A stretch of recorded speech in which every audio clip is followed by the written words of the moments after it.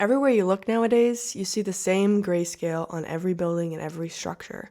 Occasionally, you'll see pops of color that your eyes can cling to for a singular moment of dopamine until you're washed back out into the sea of millennial gray.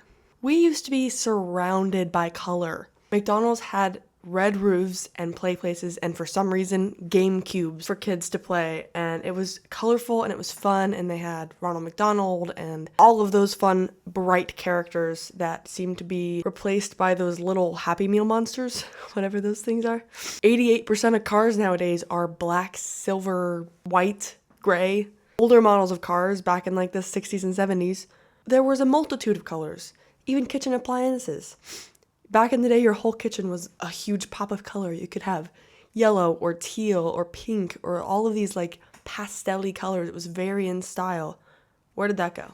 Some of those older kitchen appliances were designed so well and arguably designed better than what we have modernly.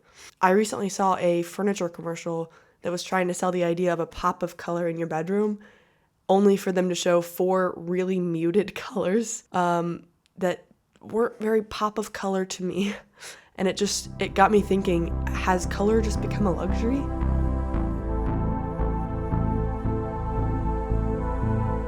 Hey y'all, and welcome back to the Astro Girl channel. Today we're obviously talking about color. Okay, I'm a pretty colorful person, and when I see that the world around me is turning more and more gray by the moment, I get depressed. And so I try to brighten up my own home with colorful objects, and I color my hair something really bright and crazy because it makes me happy. I remember being a child and seeing so much color in the world. It was in like architecture and on cars and in movies. Everything was bright and colorful. Lately, I've just been incredibly underwhelmed by modern architecture and cars and movies and appliances and furniture and pretty much anything new. I get a lot of old things from like Facebook Marketplace, or I think I got these shelves on Etsy.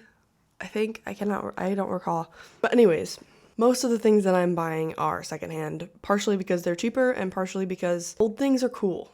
Way cooler than what we have today. Everything today is very cheaply made, and I'm tired of it. It's cheaply made and it's boring and gray. I love old shit and just retro things in general, and I'm thinking that maybe one of the reasons is how colorful those things were. So today's video is just going to be diving deeper into why color seems to be a commodity. We're starting with architecture. This color map that I'm going to show you right now is a representation of the most popular exterior house paint. Depressing, right?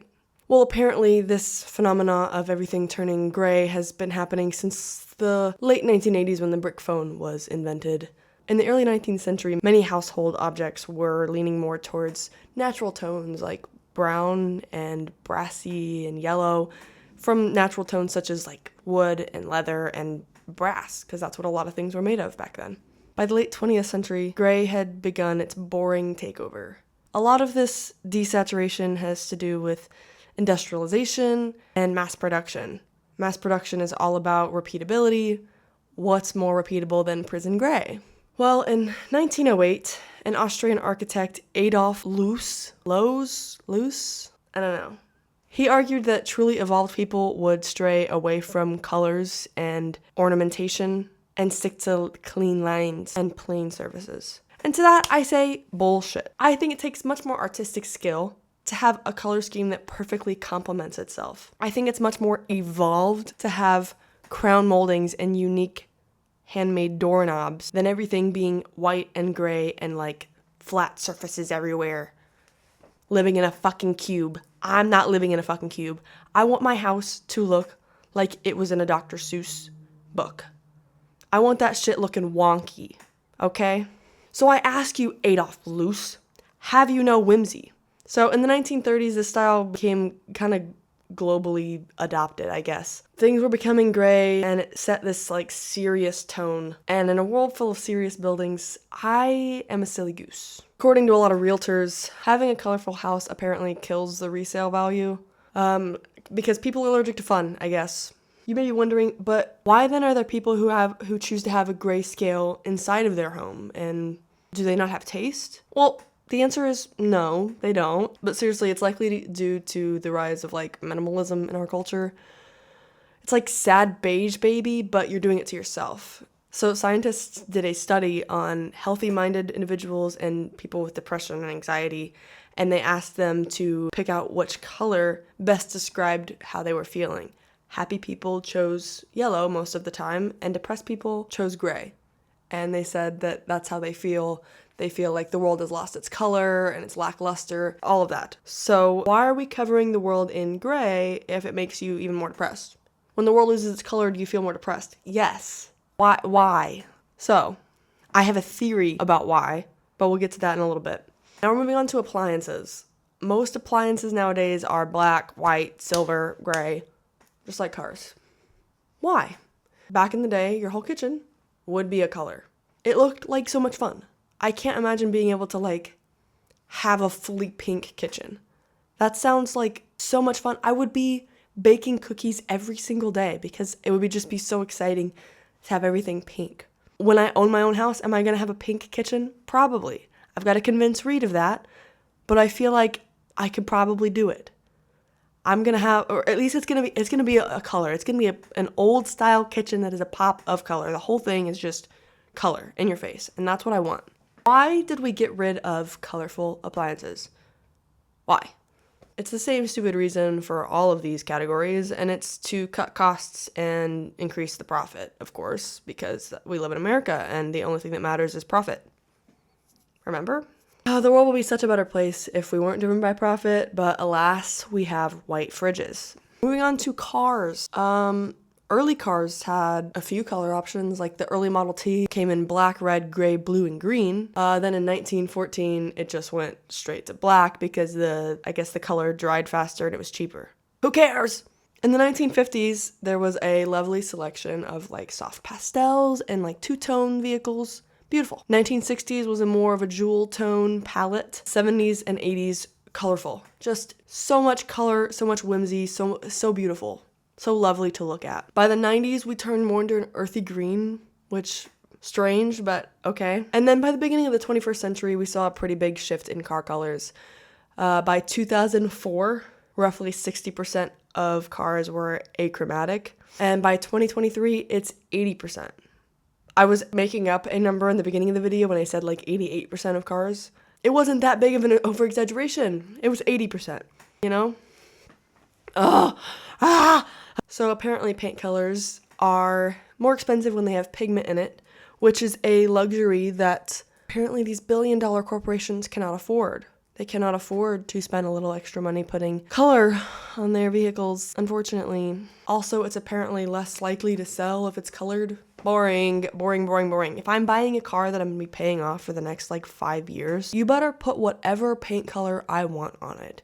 If I want you to draw a dick on my car, you better be putting it on there because I'm spending $40,000 and like $650 a month minimum, because that's how car buying nowadays is for an entry-level vehicle. They should paint it whatever the fuck I want. Now we're moving on to movies. And film junkies are going to know exactly what I'm talking about. Movies have lost their color. They have become colorless and very dark, very hard to see. Like if you have one singular like lamp on while you're watching a film, good luck seeing what's happening. You're going to miss half the plot because so many scenes are literally in the dark. No lighting. They forgot how to light things for some reason. I don't know why. Apparently it's because modern cameras are really good at seeing everything, every pore on your face, which is really cool, except when you have movies that want to use CGI, it shows the tricks of CGI really, really easily. So they try to muddy it a little bit by making things dark or putting a color grading on it that makes it a little bit easier to mask. Using color grading tools can be really cool, but it has become such a trend that every single movie has color grading. Everything is just blue-gray. Everything. And instead of it being a stylistic choice now, it's the status quo, and that's not very artsy, if you ask me. I understand picking out a color grading when you're doing a film because it sets a mood, it sets the scene, it helps you get into the mindset of like what the characters are feeling. But when every single film has the same color grading, you get tired of it. The burnout is inevitable, especially when a lot of films I've seen in recent years have been so forgettable and unoriginal. There's something way more exciting about watching a movie before CGI was a thing. Back when Star Wars was being filmed, they were like painting the backgrounds of these sets, like painting the clones over and over and over again to like really set the scene. And they had models of all these ships so that way they could have it being filmed, but it was a ship. It was like a little ship you could hold. But it just something about that really added to the magic of the film before Star Wars used like pretty much all CGI for everything. And it lost its magic. And I'm not hating on CGI, of course not. I know there's an art and a magic to that as well. But there's just something so artistic about having to hand design something for a movie like that and using perspective and like getting it to work perfectly so the magic will work. I don't know. It just makes me a little bit sad. So, in my non-expert opinion, yes, colors become a luxury. In our hyper-capitalistic and industrialistic culture, whatever is cheapest will be forced down our throats. I'm also under the belief that the more understimulating our world is, the more inclined we are to spend money on things we don't need. Sometimes the most color you'll see in a city is on billboards advertising things you don't need. The more boring the world is, the less time you spend thinking about how fucked up our world is, the easier you are to control. And I'll say that again. The less time you spend thinking about how fucked up our world is, the easier you are to control. The only way to combat this is to hold on to your whimsy and remember who you are and keep your creativity. I think being creative, even in small ways like picking up a coloring book and coloring, is really important in today's day. Be as creative as you can be. Practice that creative muscle. I'm putting art on my walls and trying to make this white walled apartment feel a little more like home and full of color and happiness. Don't let them take your soul from you. Be loud and colorful every moment that you can. And the good news is, it may be over soon. Not like the end of the world over. But we might see the color pendulum start swinging back the other way, as we usually do in history. So embrace color wherever you can. Find yourself and stay yourself. I love y'all. Bye.